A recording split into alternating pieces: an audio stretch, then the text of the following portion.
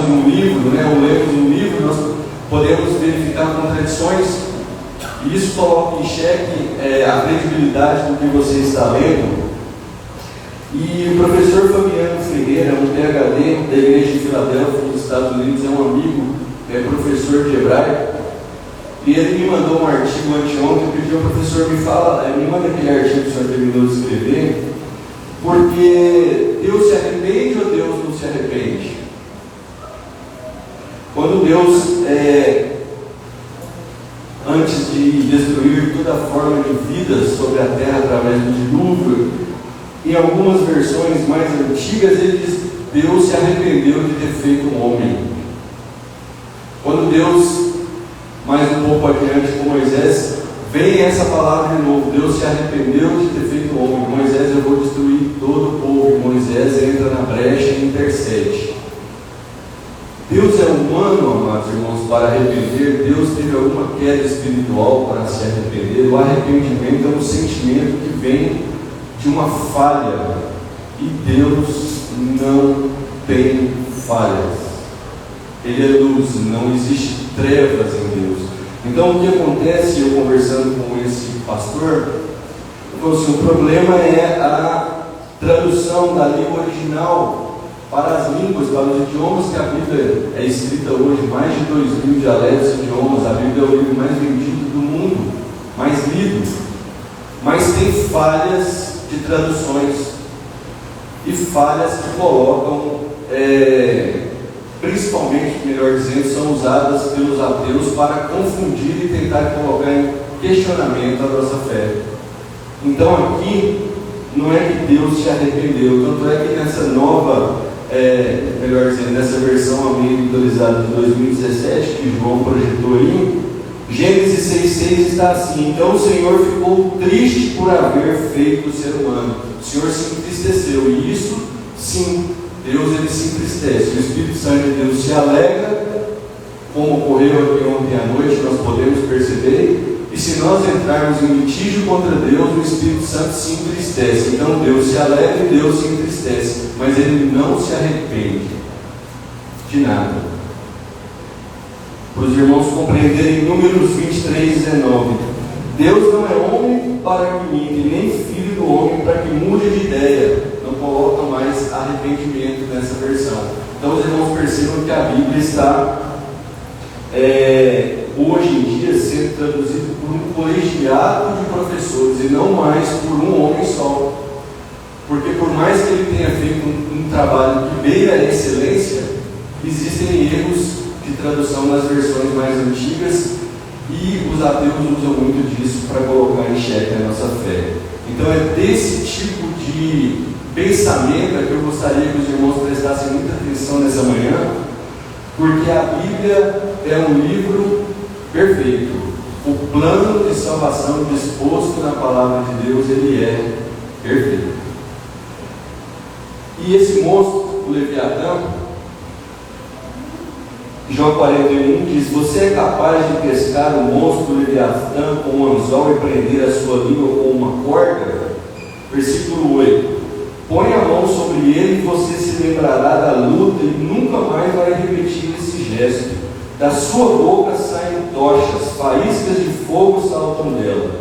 Das panelas, ou melhor dizendo, das suas narinas procede fumaça, como de uma panela fervente sobre juncos em chama. 22.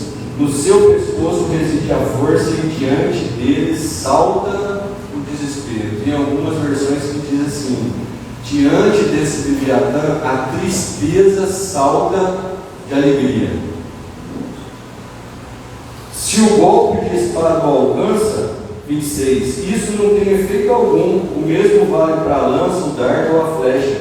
Para ele o ferro é como palha e o cobre é como pau podre. Leva as profundezas a ferver como panela. Torna o mar como uma caldeira de um vento. Na terra não há ninguém como ele, pois ele foi feito para nunca ter medo. O Leviatã olha com desprezo tudo que é alto, é rei sobre todos os orgulhosos. Quando Jó quando essa mensagem está descrita no livro de Jó, ela tem dois sentidos. Ela tem um sentido físico e ela tem um sentido espiritual. Esse monstro, como ele é descrito, e não é só do judaísmo, mas várias culturas, os irmãos já leram sobre os dragões. Até hoje tem mosquitos e alguns insetos e alguns animais que eles têm uma reação dentro deles, misturando hidroxiquinona com peróxido de hidrogênio, e sai uma chama a 270 graus Celsius. Provavelmente era esse o dispositivo que tinha nesse monstro, só que em uma proporção muito alta, porque ele diz, a palavra de Deus diz que ele fazia entrar em ebulição o oceano, então ele tinha uma proporção muito grande. E quando vai descrevendo, você pensa que é um bicho mitológico, mas na verdade isso aqui é literal. Os dinossauros existiram, e esse dinossauro aqui era capaz de andar na terra, no oceano, e ele tinha essa reação. Nos olhos dele saíam fumaça nas narinas, e na boca dele saía chama. Ele tinha a couraça tão fechada que não adiantava você jogar flecha, era selado para não passar nem ar. Então Deus, ele conversa com Jó aqui, depois que Jó teve um momento de questionar a Deus, e Deus conversa com Jó e diz: Jó, você viu esse bicho que eu criei? Deus se exalta a si mesmo, mostrando que criou o Leviatã. E ele, por vezes, andava nesse abismo. E o oceano, ele tem pontos muito profundos, alguns deles chegam a quase 11 mil metros de profundidade, como esse abismo de Challenger. Amados irmãos, a tristeza é algo importante para a nossa vida, e Deus até usa por vezes o sofrimento para nos proporcionar um aperfeiçoamento. O que não pode ocorrer é uma tristeza constante, porque isso aí já é um quadro patológico mental que leva à condição de depressão. Tem um filme chamado Divertidamente, um filme infantil, não sei se os irmãos já assistiram, mas eliminaram a tristeza da história e depois lá no final deu muitos problemas. Então a gente precisa sim passar por momentos de tristeza, de alegria, e isso é a vida que Deus tem para nós, e esses sentimentos são todos gerados na nossa alma, que é a sede dos sentimentos. Mas esse bicho, ele é tão horrendo, ele é tão monstruoso, que você imagina a tristeza chegar diante dele e ele ser pior do que a tristeza, e a tristeza olhar para ele e falar assim: oxa, diante dele o salto é de alegria. Irmãos, era o bicho que, se você ficasse diante dele, você nem queria vê-lo e despertá-lo, porque ele é um monstro marinho, tá? No mundo físico, os dinossauros foram extintos. Provavelmente os dinossauros entraram na Arca de Noé, mas logo depois eles foram extintos por uma questão de adaptação. A gente pensa que os dinossauros eram grandes demais para estar na Arca de Noé, mas na verdade a maioria deles é do tamanho de ovelhas ou de galinhas. Raros são os grandes, como o Tiranossauro Rex, por exemplo, mas eles viviam muitos anos, então provavelmente eles entraram jovens. E os que não entraram, dá para ver no dilúvio que o trajeto deles era sempre subindo para as colinas. A rota de fuga deles foi para a colina. Então o dilúvio destruiu todos, os dinossauros, todos os animais que entraram na arca, mas depois do dilúvio eles não conseguiram mais se adaptar, porque até teve um gap genético aí, que eu não vou entrar nisso nesta manhã. Mas a questão é: existe um abismo e lá estava o Leviatã. Amados irmãos, Gênesis 1 parece estar casado com Apocalipse 22. A Bíblia, ela tem uma certa simetria, mas é mais provável que ela seja anelar aliança, é o símbolo da comunhão, porque esse monstro, Leviatã, também ele tinha um formato em espiral como se fosse de uma serpente. E Apocalipse capítulo 20, versículo 1 diz que serpente, dragão, Leviatã são símbolos de Satanás. Então no mundo espiritual o Leviatã, ele existe. Muitos teólogos dizem que ele está adormecido no abismo, mas quem faz o mal que está sobre a face da terra são os comandados dele, mas ele em si está adormecido, como a Bíblia fala que esse Leviatã está adormecido nas profundezas do mar. O inferno é uma dimensão espiritual. O sábio Salomão diz que o caminho do céu é para cima, mas o caminho do inferno é para baixo. O que tem no fundo do oceano? A 11 mil metros de profundidade. Esterilidade, temperaturas muito baixas, pressões altíssimas, ausência de vida. A ausência de vida é morte. É possível que a dimensão infernal esteja nas profundezas do oceano, no núcleo da terra. Agora, Lúcifer, o Leviatã, caiu. Isaías 14 diz, e Ezequiel 28, um paralelo em histórias de dois reis, um dele era Tiro, mas só que ele fala também em questões espirituais. Isaías 14 diz que em 11 a soberba foi jogada no abismo. Quem foi o querubim ungido que ensoberbeceu e quis ser semelhante ao Altíssimo? Ele foi lançado no abismo, junto com o som das suas harpas, porque nós já escutamos em toda a vida nossa de cristão que o inimigo detesta grupo de louvor. Por quê? Porque é a área que ele atuava no céu. E o Senhor diz: a sua cama é de larvas e os vermes são a sua coberta. Isaías 14, 12. Veja como você caiu do céu, ó estrela da manhã, filho da alva. Veja como você foi lançado por terra, você que deputava as nações. Então ele queria subir acima das estrelas de Deus, ser semelhante a Jesus, mas Deus não tolerou a sua soberba. Ezequiel 28, 12 diz ao rei de Tiro: assim diz o Senhor Deus, você era um modelo de perfeição, cheio de sabedoria e formosura, você estava no Éden. Falei, como que o rei de Tiro vai estar no Éden? Não estava no Éden. Aqui está fazendo um paralelo entre o rei de Tiro, que era soberbo, orgulhoso, prepotente, altivo, com o diabo.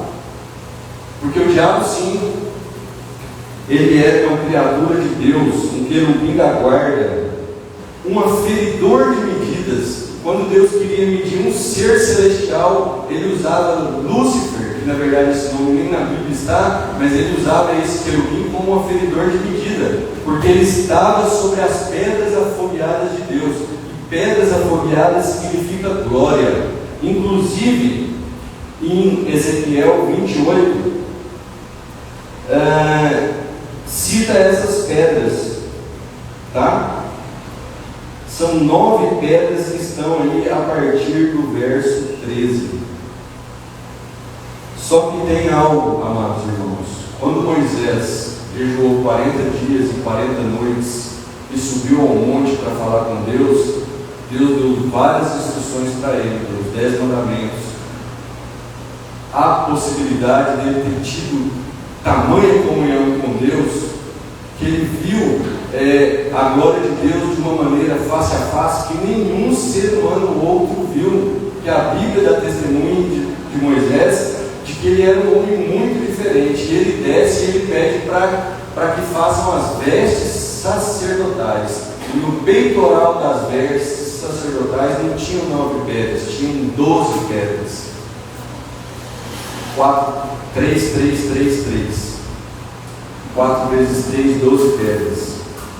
E é possível que esse seja o peitoral que existia no próprio Senhor Jesus antes de tornar carne. Quando Satanás diz: eu quero ser semelhante ao Altíssimo, ele queria ser semelhante a Jesus.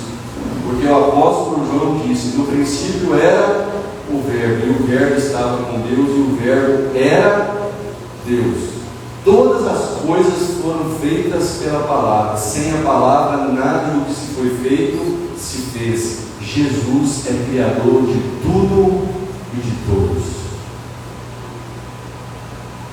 Quando Lúcifer viu que ele era diferente de Cristo, ele quis ser semelhante a Cristo.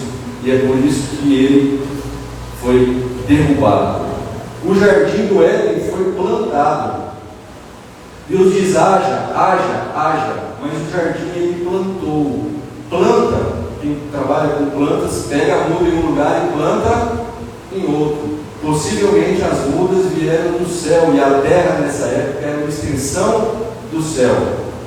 Quando Lúcifer foi derrubado na terra e ele foi para o abismo, sai de Apocalipse 22 e vai para Gênesis 1. No princípio a terra era sem forma e vazia, e havia trevas sobre a face do abismo, e o Espírito de Deus pairava sobre as águas. O que Deus faz é reconstruir a terra, porque Lúcifer já estava nas regiões do abismo. Esse Leviatã. Então Deus vem e planta um jardim e faz um ser humano conforme a sua imagem e semelhança, Gênesis 1, 26 e 27, e coloca em Adão coisas que ele não tinha dado nem para esse querubim ungido, que são pedras que ele queria, que na verdade significam glória, poder, domínio e exército. Adão dá nome aos animais, fauna, flora. As pessoas ficam brincando: mas como que Adão, ele nadava, ele mergulhou no mar? Não, amados irmãos, se ele quisesse falar lá com a baleia de parte, ele estava rumando, e ela chegava próximo e ele batizava, porque ele tinha domínio sobre toda a criação. Às vezes nós não compreendemos muito bem quem era o primeiro homem, o Adão, conforme imagem e semelhança de Deus, que conversava com Deus face a face na criação do dia. Era um homem com muito poder, era um homem que representava, era espelho de Deus. Então ele era muito capacitado. Porém, como Rosilene disse aqui ontem, ocorreu uma queda. E nesse jardim haviam duas árvores: a árvore da ciência e do conhecimento do bem e do mal, que dá acesso ao inferno, e a árvore da vida, que dá acesso ao céu. A serpente queria o que, amados irmãos? Ela queria acessar o céu. É por isso que no livro de Jó você assusta com o diabo indo na presença de Deus, porque quando Eva pecou e Adão entrou também na conversa, não eximimos de forma alguma a culpa de Adão, porque a ordem de Deus foi dada para ele: do fruto da árvore do conhecimento do bem e do mal não comerás. Então a serpente engana, o diabo enganou Eva, Adão caiu, esse casal original se perdeu, e daí ele perdeu o domínio sobre a terra. É como se Lúcifer pegasse a escritura da terra para ele, que era de Adão, agora está com o diabo. É por isso que o apóstolo João escreve assim: o mundo jaz no maligno, o sistema foi passado para Lúcifer. Lúcifer inclusive começou a acessar o céu de novo, não o trono de Deus, mas algumas camadas próximas ao trono de Deus, a ponto de conversar com Deus. Viu lá o teu servo Jó? Essa manhã, amados irmãos, Deus colocou no meu coração para tratar com os irmãos sobre pontos difíceis da palavra de Deus. Mas os irmãos vão perceber que não tem consistência, e no decorrer dessa palestra ou mensagem ou pregação, como os irmãos venderam, os irmãos vão compreender perfeitamente que a Bíblia é perfeita. Perfeita. Para a glória de Deus. Primeiro culto, Caim e Abel, um faz uma oferta agradável, o outro não. Primeiro culto, amados irmãos, primeira reunião de adoração a Deus, um vai e percebe que Deus agradou do outro. Então o Senhor falou: Caim, o pecado jaz à porta, mas cabe você dominar. Mas ele tinha mais domínio? Não tinha. O que ele fez com o irmão? Matou. Porque o pecado de Adão e Eva entrou por um homem, mas desse homem passou para todos os homens, e todos pecaram e destituídos foram da glória de Deus. Então deu problema. No primeiro culto já tivemos um homicídio, coisas desagradáveis, a humanidade de mal a pior, até os dias de Noé, até que Deus tem uma grande indignação E nas versões antigas, Deus diz lá que se arrepende de ter feito o homem, mas na verdade era isso. Deus se entristeceu de ter feito o homem, mas achou graça aos olhos de Noé e matou todos os homens antes do dilúvio. Todos. Só salvou Noé, sua esposa, seus filhos e suas noras, a saber, 8 pessoas e um casal de macho e fêmea de animais, que foram dirigidos por Deus para entrar na arca, e o Senhor fechou essa arca, e choveu aproximadamente um ano, ou melhor dizendo, a terra ficou cheia de água, e não era chuva, meus irmãos. O que abriu as fontes da face do abismo? Não tinha chuva na terra até o dilúvio. As nascentes é que eclodiram, e depois que começou o ciclo hidrológico, que é esse que a gente conhece hoje, de evaporação, precipitação, foram quase um ano inteiro de águas sobre a face da terra. Salvou-se 8 pessoas. Quando Noé morre, já está próximo da chegada de Abraão. E Abraão foi um homem que vivia no meio da sua parentela, já em profunda idolatria. E Deus chamou ele e fala: Abraão, vem ser perfeito. Fez promessas para esse homem. E esse homem gerou Isaac, e Isaac gerou Jacó. Mas sempre tem a linhagem que divergia com Abraão, como no caso do Ló. Ló quis as campinas verdejantes e ele teve problemas lá depois. O próprio Deus foi lá e destruiu Sodoma e Gomorra por causa do pecado.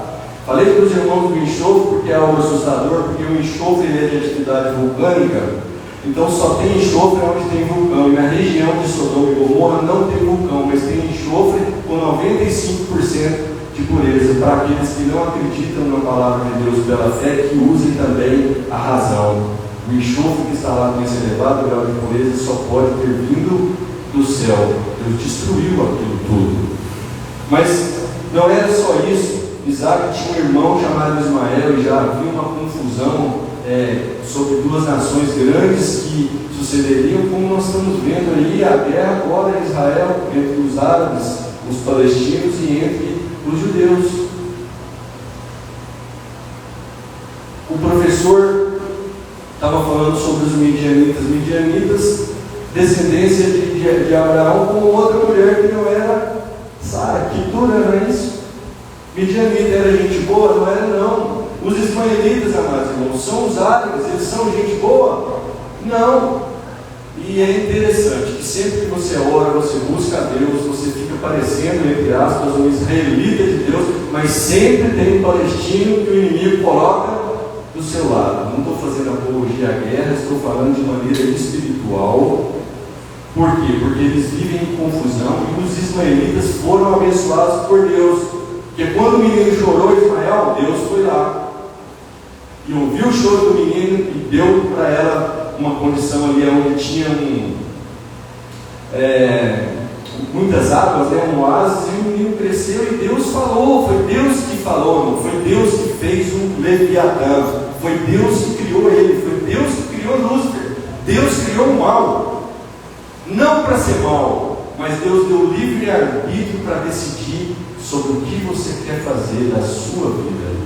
Então Deus falou para Ismael: dele vai ser uma grande nação, eles vão ser abençoados. Os árabes são donos do petróleo do mundo, amados irmãos, são abençoados. E Deus ainda falou assim: a mão dele vai ser contra todos e a mão de todos vai ser contra ele. Então tem duas nações brigando por causa disso: palestinos e judeus. Agora, veja bem, o que o islâmico espera? Combater por Alá, e depois, quando ele entrar no paraíso, ele encontrar 40 virgens para cada homem. É isso que ele espera. Esse é o caminho que está na palavra de Deus? Não. Isso aí é luxúria, inclusive condenado de Gênesis, Apocalipse, por Deus. Então os irmãos vão compreendendo que não são todos os caminhos que conduzem a Deus. Jacó, um grande reprodutor, O homem teve muitos filhos, 12 filhos e uma filha. Dele se originou 12 tribos de Israel. E o mais novo, José, recebeu um sonho, e Deus tinha um propósito grandioso na vida dele, como tinha na vida de Esther. Às vezes, amados irmãos, não são muitos homens, às vezes é um homem que quer tomar uma posição diferente diante de Deus, e Deus abençoa um bairro, uma cidade, uma nação, por causa da vida de um homem de oração. Nos dias atuais, a Coreia do Sul, depois da guerra, estava um destroço. Teve um homem lá que quis buscar intimidade com Deus, pastor David Young-Cho. Quem é a Coreia do Sul hoje, irmãos? Em tecnologia, em PIB, liberdade. Primeiro mundo. John Wesley, na Inglaterra, as igrejas históricas e reformadas estudam muito John Wesley. Um homem, irmãos, ele mudou o Reino Unido, andando de cavalo e pregando o Evangelho. Billy Graham pregou para quantas almas? E era assim com José. No fritar dos ovos, José foi utilizado para preservar a vida na terra. Foram 70 almas que foram do Egito, e José as acolheu, e no Egito elas multiplicaram, e o povo de Deus ficou ali 430 anos ou 400 anos, dependendo da onde você começa a fazer a conta. E aí Deus levantou, não foi muitos homens, levantou um outro homem chamado Moisés, para ir lá no poder de Deus, mesmo se achando pequeno, Deus fez ele grande. A Bíblia dá testemunho de Moisés que não ouviu, obrigado, que não morreu outro homem como o servo dele, Moisés, manso, humilde de coração, mas cheio de ousadia em Deus, e tirou ali 600.000 homens aproximadamente do Egito, com sinais, prodígios e maravilhas. Glória a Deus por isso. No lugar de Moisés ficou Josué, como está aí na IDD. Josué fez grandes sinais, forte, corajoso, não apartou-se da palavra, obediente, guerreiro, conquistador, mas foi obediente parcial. Josué teve alguns problemas durante a vida dele. Um que fica evidente na palavra de Deus é que ele tinha que conquistar mais coisas, e ele não conseguiu. Ficou terras ainda por conquistar. Talvez isso também esteja acontecendo nas nossas vidas nos dias de hoje. Ainda temos mais a conquistar, mas já estacionamos, já jogamos a toalha. E Deus não quer isso de nós. Deus quer que combatamos o bom combate, que nós guardemos a fé até o fim, para ser fiel até o fim e receber a coroa da vida. Há muito ainda a conquistar, independente da sua idade. Josué foi um obediente parcial, apesar de outrora ter sido um homem incrível. Por que, amados irmãos? Ele foi um homem. Esses dias eu estava conversando com alguns pastores, aí um falou assim: toda vez que eu saio da minha casa para ir para a igreja, eu viro à direita. Que história é essa do sol parar, da terra parar? Quem é que parou na oração daquele homem, né? Eu nunca saí para outro lugar, eu nunca senti nada movimentando, né? E aí eu fui explicar algumas coisas de física elementar para ele, né? Ele disse: pastor, mas na verdade aí quando Josué orou, ele pediu para o sol se deter em Gibeon e a lua em Ajaion. O sol é um astro que está parado no centro do sistema solar. Os planetas que estão girando em órbita, e eles fazem um movimento de rotação, ao torno do Sol, que dura aproximadamente 365 anos, mas fazem um movimento em torno de si mesmo, que é aproximadamente 24 horas. Quem parou aí foi a Terra, e parou a Terra. Deus parou a rotação da Terra por quase um dia inteiro, por causa de oração de um homem. Esse homem era Josué. Não era um homem comum. Isso nunca aconteceu mais na palavra de Deus. Isso também é provado por cálculos computacionais.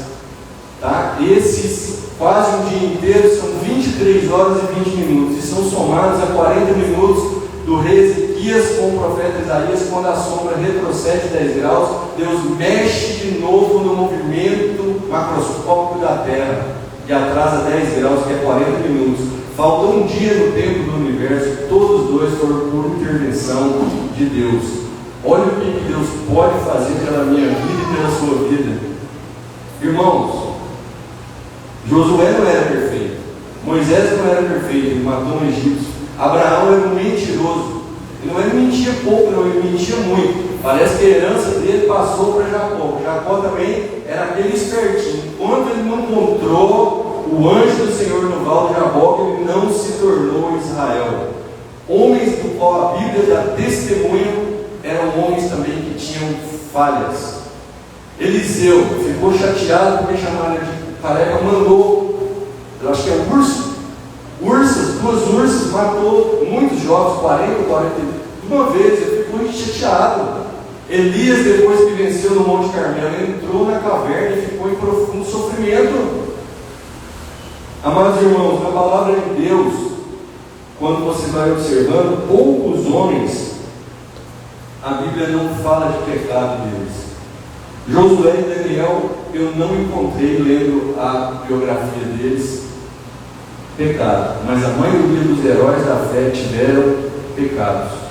Eram homens que também eram falhos. O próprio Davi, o maior rei de Israel, viaja para lá e o povo tem Davi como o maior rei de Israel. Ele pecou bastante, os irmãos sabem muito bem disso, eu não vou entrar nos detalhes. Mas uma coisa o Senhor queria, e era isso que entristecia o coração de Deus. Ele queria que o povo fosse santo e irrepreensível.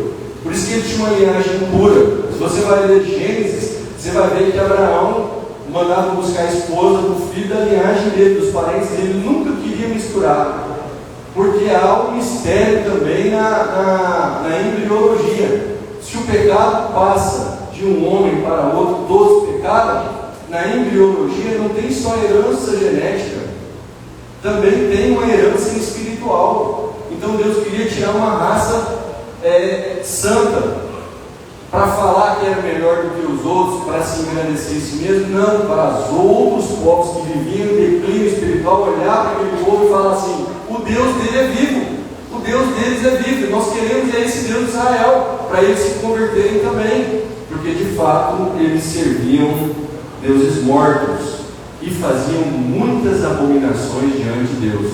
Olha Deuteronômio capítulo 18, versículo 9. Quando vocês entrarem na terra que o Senhor seu Deus lhe der, não aprendam os costumes abomináveis daqueles povos. Quais que eram as abominações?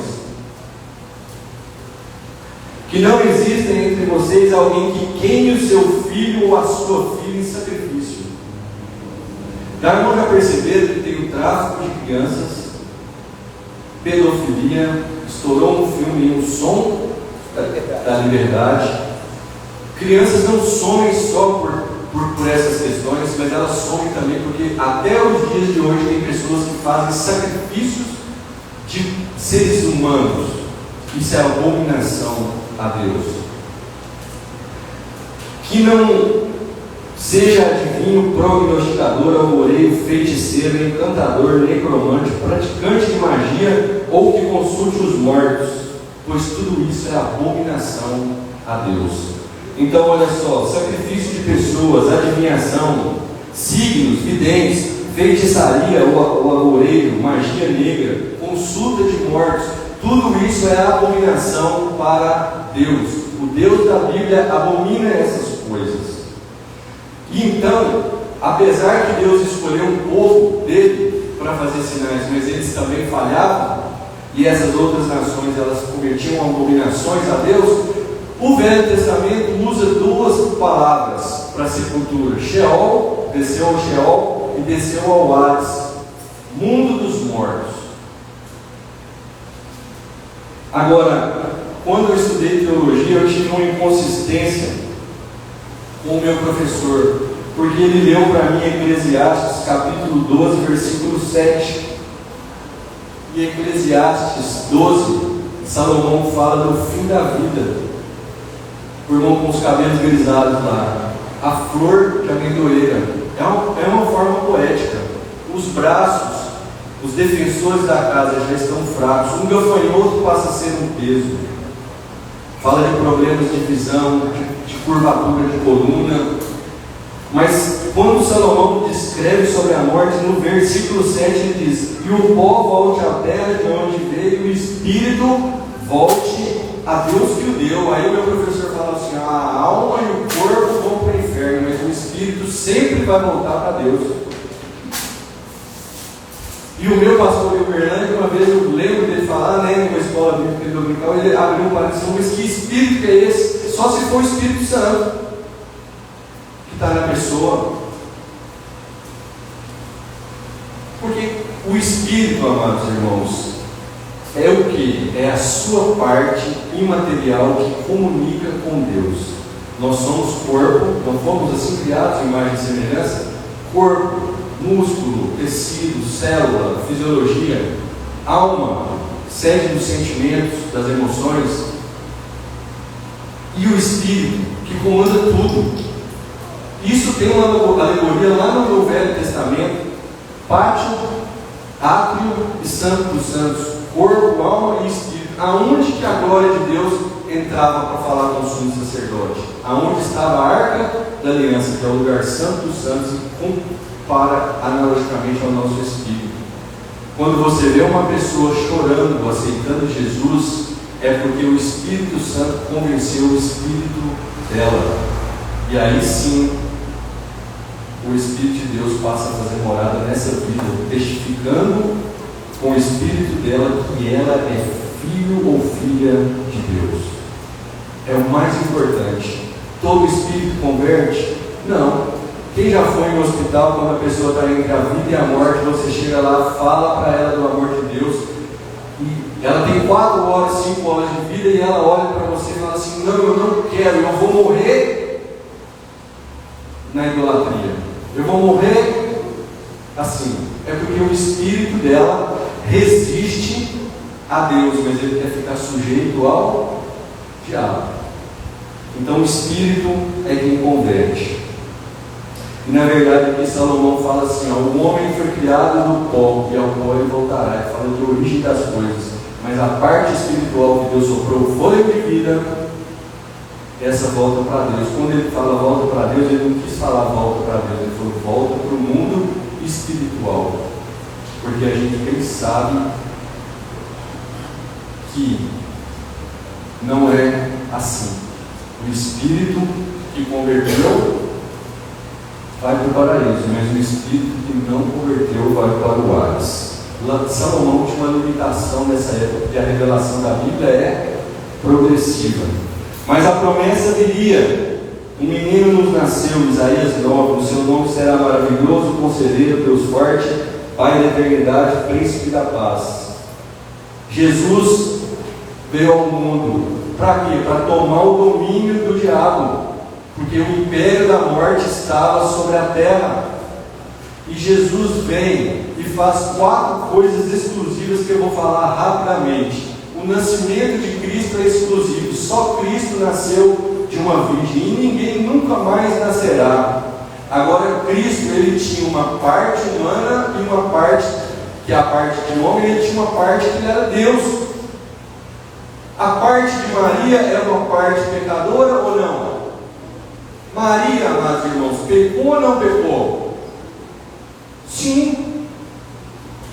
Por quê? Porque ela nasceu de embriologia humana e o pecado passou do pai e da mãe dela para ela. A natureza de Maria passou para Jesus quantos cromossomos? A parte cromossômica de Maria não foi para Jesus? Jesus não tinha uma tendência à natureza de pecado? Jesus poderia pecar? Sim, Jesus foi homem, e homem sempre pode pecar.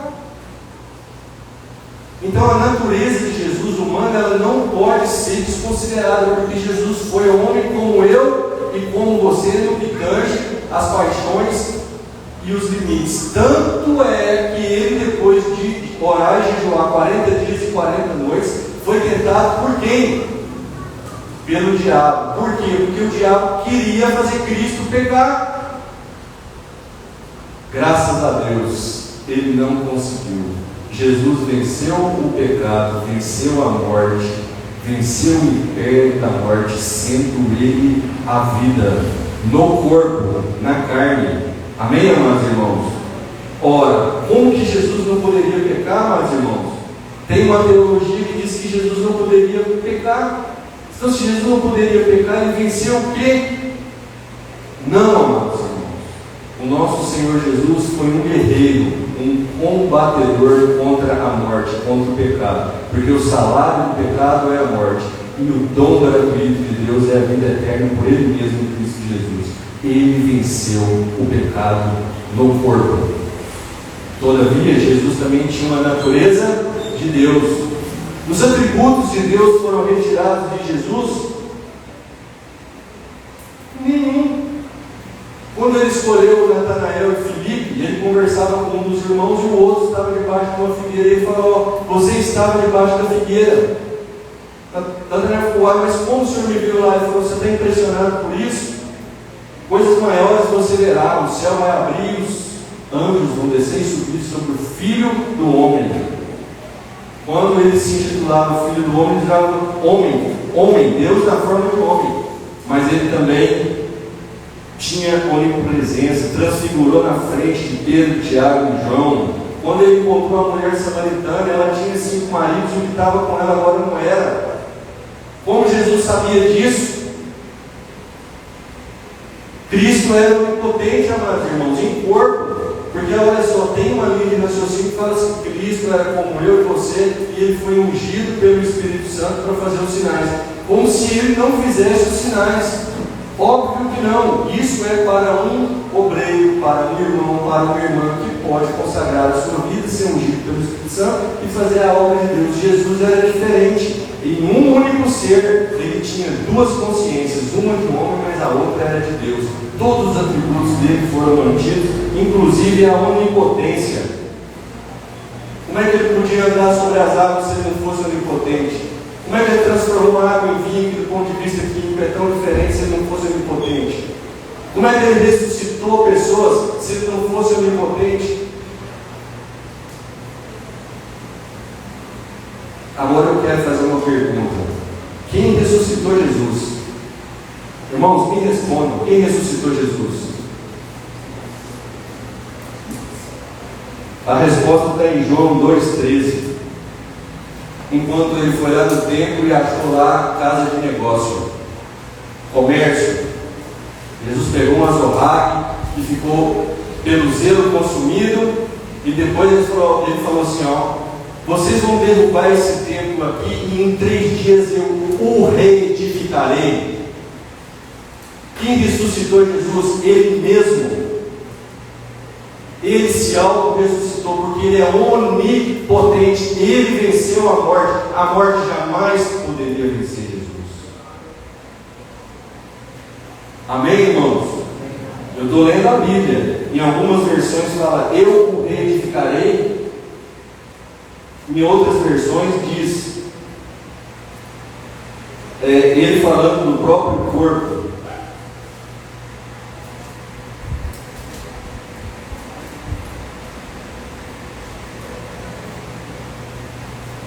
Eu o reedificarei. Ele mesmo. Mas ele teve separado do Pai e do Espírito Santo? Não. Jesus orava, dava o exemplo. O Espírito Santo sempre com ele, exceto na cruz, amados irmãos. Em um momento da cruz houve uma momentânea separação. Isaías 59 diz que os pecados nossos fazem a separação entre nós e Deus. E Jesus no madeiro levou sobre si todas as iniquidades. De todo mundo? Não, de muitos. Porque não foi do mundo inteiro, amados irmãos, só são daqueles que creem no nome dele. Quem creu aqui no nome de Jesus? Deixa eu ver. Você creu? Amém. Então Jesus te perdoou. 1 Pedro 2,24: levando ele mesmo em seu corpo os nossos pecados sobre o madeiro, para que mortos para os pecados pudéssemos viver para a justiça, e pelas suas feridas fostes sarados. Mas tem um momento que quando ele entrega o Espírito dele, ele fala: com o Pai, e o Pai dá a entender que afasta um pouco. E Jesus até sabia disso, inclusive suou sangue, porque tinha que separar naquele momento do Pai e do Espírito. E tem pessoas que vivem a vida inteira, até dentro da igreja, longe de Deus, e nem se preocupam. E Jesus ali, um pouco antes de ser crucificado, ficou tão apavorado com isso que chegou a suar sangue. Outra coisa exclusiva de Jesus, ele ressuscitou. Então ele nasceu de maneira exclusiva, ele viveu, só Jesus foi Deus e homem ao mesmo tempo. Tem seitas que falam que Jesus só era Deus, ele não era homem. Mentira, Jesus era homem, Jesus era Deus. Como um homem chorou, sofreu, sentiu fome, cansaço, entristeceu, e os atributos de Deus não o deixaram. Agora, amados irmãos, entre a ressurreição de Cristo e entre a morte de Cristo e a ressurreição, a primeira mulher, como minha esposa bem falou ali ontem, o que Jesus fez? Porque a Bíblia fala assim, Jesus disse, é igual ao mistério de Jonas, 3 dias, aonde ficou Jesus 3 dias? Ele fez uma coisa exclusiva, Efésios 4:7. Veja bem, em 1 Pedro 3,18, Cristo padeceu uma única vez pelos pecados, o justo pelos injustos, para conduzir vocês a Deus, morto sim na carne, mas vivificado no Espírito, no qual também foi pregou a espíritos em prisão. Amados irmãos, de Adão até Jesus, qual que é o critério de salvação? Tem teologia que separa no Hades um compartimento dos salvos e um compartimento dos perdidos. E eu comecei a indagar, e a orar, e a jejuar, e perguntar aos teólogos por que essa separação, qual que era o critério. Aí os diziam assim, foram pelas obras da lei. Eu peguei e falei assim, mas quem conseguiu cumprir a lei? Nenhum homem cumpriu a lei, a não ser Jesus como homem. Então a lei não salvou ninguém. A lei, ela expõe o pecado, mas ela não dava um antídoto, então ela era enferma. Foi isso que o apóstolo Paulo falou. Foi pela fé e esperança no Messias. Fé e esperança no Messias pode salvar? Pode justificar o Espírito que morreu na esperança? Porque a Bíblia fala que foi para o Sheol ou foi para o Hades. Mas se tem critério de salvação, quantos irmãos do Velho Testamento foram salvos? Os que estão no livro de Hebreus 11, você fala, os heróis da fé, eles foram salvos, porque a Bíblia deu declaração deles. E os demais? Os de antes de dilúvio, morreu tudo, foi tudo para o inferno. Saiu 600 mil homens, 2 milhões, 3 milhões de pessoas. Quem entrou na terra prometida da primeira geração? 2. Então morreu quase 3 milhões de pessoas e foi para o inferno. E as nações que não tiveram nem acesso à cultura judaica eram povos separados. Seria justo Deus matar essas pessoas sem dar uma oportunidade? Espíritos em prisões, Efésios 4:7. Aqui tem 2 linhas de pensamento. Uns acreditam que Jesus foi lá e fez uma pregação expositiva, e eu acredito que Jesus foi lá e fez uma pregação para arrependimento, porque é o Espírito que converte, e eles estavam lá em Espírito. Então Jesus leva cativo o cativeiro, muitos sobem com ele, ele separa o Hades. Em que? Em Hades, aonde ficam os que rejeitam. Porque os irmãos podem pensar assim, mas Jesus foi lá, pregou e mesmo assim eles desistiram. Resiste, amados irmãos. Tem almas que resistem a Deus e que sujeitam ao diabo a vida inteira. Mas graças a Deus, muitos subiram com ele, e ele fundou, um deles era o Abraão, viu, João? E ele fundou o seio de Abraão, que é o paraíso, colocou um abismo intransponível entre um e outro, de maneira que não pode passar, e de maneira que os que estão ali também não podem mais voltar para a terra. Por isso que ele abomina a consulta aos mortos. Mas Jesus nunca mais vai pregar no inferno, nunca mais terá uma chance. Sabe por quê? Depois que ele subiu ao céu, ele deu dons para os homens.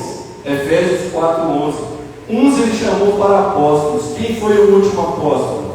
Paulo. Existe apóstolo nos dias atuais? Não. Invenção de igrejas e denominações que não sabem o mínimo da palavra de Deus. Ah, porque eu sou profeta. Sério? Jesus disse que o último profeta foi João Batista. Depois de 400 anos que Deus não falou com o homem, falou com Zacarias. E Jesus disse que João era o último. Não existe profeta hoje. Mas e o que existe? Existe evangelista. Pela misericórdia de Deus, eu sou um. Me sinto honrado por isso. E existem também os pastores, existem os mestres e os doutores na palavra, que receberam dons de Jesus. Para quê? Para aperfeiçoar a igreja e para continuar fazendo a obra, já que ele hoje, Jesus, não faz mais isso e nunca mais o fará. Agora, não é mais com os mortos, é Deus dos vivos. Por isso que eu e você precisamos ir aos confins da terra pregar o Evangelho, porque todo aquele que crê e for batizado será salvo, mas quem não crê será condenado. Como crerão se não tem quem pregue? E como pregarão se não forem enviados?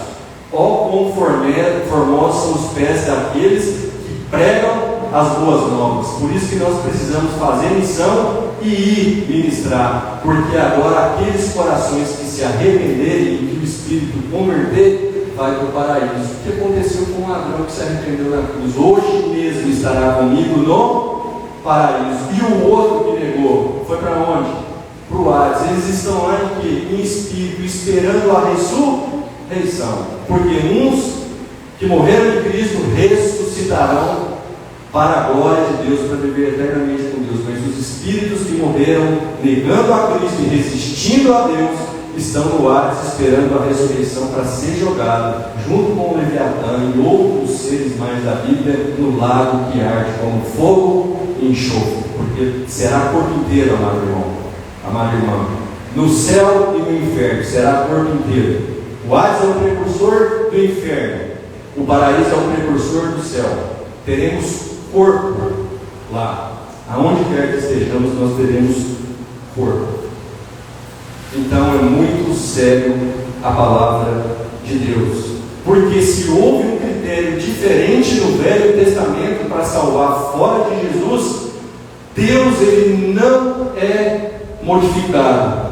Olha só, Tiago 1,17: toda boa dádiva e todo dom perfeito vem lá do alto, descendo do Pai das luzes, em quem não pode existir variação ou sombra de mudança.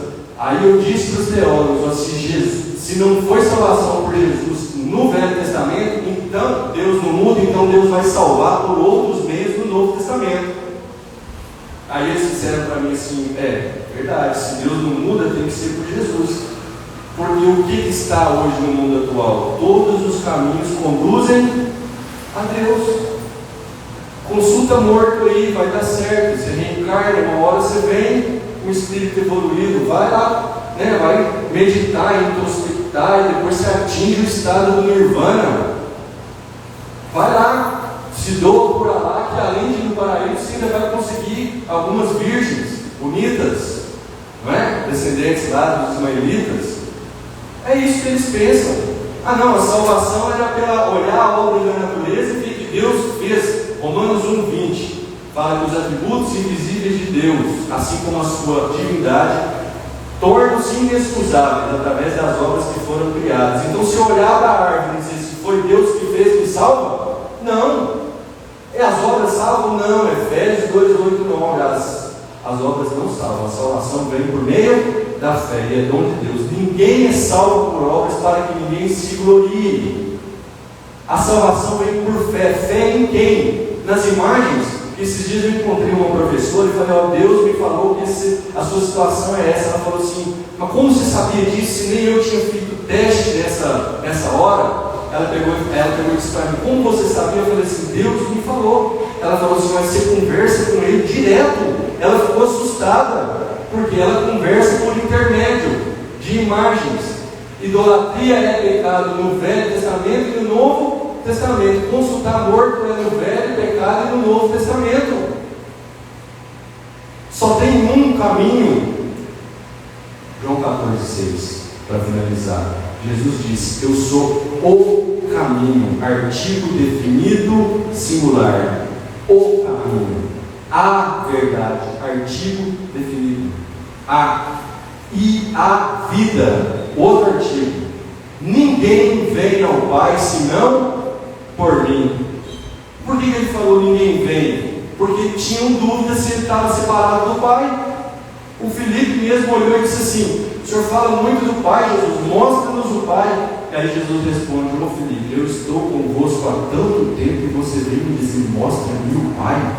Ou seja, eu sou o Pai. Era isso que Jesus estava querendo dizer. Aleluia. Glória a Deus.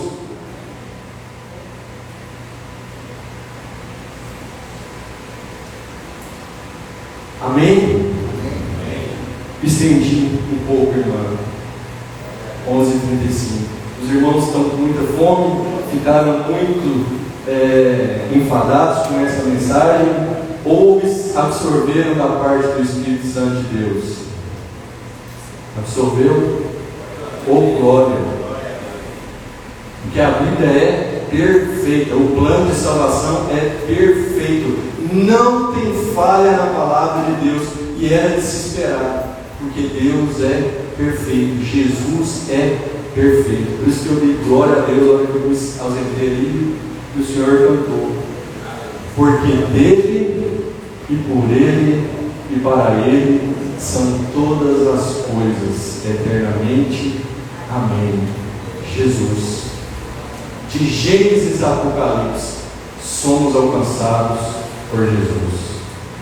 Só por Jesus. Porta estreita, caminho único, aonde nós vamos entrar e encontrar pastagens, sossego, paz. Ele pagou um alto preço por mim e por ti. O sangue dele nos purifica de todo o pecado. Só há poder no sangue de Jesus. Sangue de inocentes não. Por isso que Abraão sacrificou Isaac. E o sangue de Isaac não teria poder, mas era uma sombra do que ele ia fazer com o seu próprio filho. E no sangue de Cristo há poder. Quem já experimentou o poder que há no sangue de Cristo? Diga para mim: glória a Deus. Diz para o Senhor: glória a Deus. Então vamos orar, porque eu creio que mais coisas Deus pode fazer por intermédio do sangue dele. Nos colocar a vida difícil nas mãos do Senhor, e os irmãos que têm enfermidade também. Vamos pedir para que Jesus faça isso, amados irmãos, agora, por meio da fé. Foi uma outra coisa que ele fez, amados irmãos.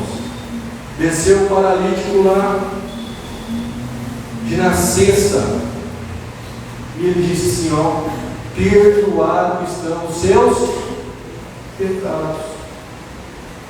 Como ele era onisciente, ele olhou na mente dos fariseus, e os fariseus estavam assim: ó, ele está perdoando o pecado, então ele está se fazendo igual a Deus. E o problema de Jesus não foi as seitas que tinham ali, porque é bem provável que Jesus, dos 12 até os 30 anos, tenha feito seminário. Mas isso é uma outra questão, para um outro momento. Mas eu estou 90% que Jesus fez seminário. E a escola dele era parecida com o de Gamaliel. Tinha duas escolas, a outra é de Guilherme. Os ensinamentos dele vão todos como os de Paulo. Inclusive, se isso aconteceu, Paulo e Jesus estudaram no mesmo seminário. Porque os discípulos chamavam ele Rabi, Rabi. Sou bem dissesto do que eu mesmo sou. Como é que ele tinha acesso às sinagogas? Como é que ele abriu o livro de Isaías, amados irmãos? Sendo filho de carpinteiro? Tem muita coisa na palavra de Deus que precisa ser investigada. Mas uma coisa é, e maravilha é, perdoar os pecados é melhor do que curar um paralítico. Isso eu não tenho dúvida. Porque até a ciência hoje está colocando os microchips e fazendo muitos movimentos. Mas perdoar pecado é só Jesus quando você se arrepende. E aí ele cura. Ele cura, perdoa e faz a obra completa. Amém? Oremos, vamos curvar as nossas cabeças. Deus Todo-Poderoso, nós colocamos diante de ti esta mensagem, ó Pai. Pedimos aqui para os irmãos da Igreja Batista Nova Galileia que se encontram, ó Deus, com algum tipo de enfermidade. O Senhor pode, o Senhor deu demonstração que o Senhor curou todos aqueles ali que aproximaram de Ti. Não há limitação para o Teu poder e agir. Todas as coisas são possíveis a Ti.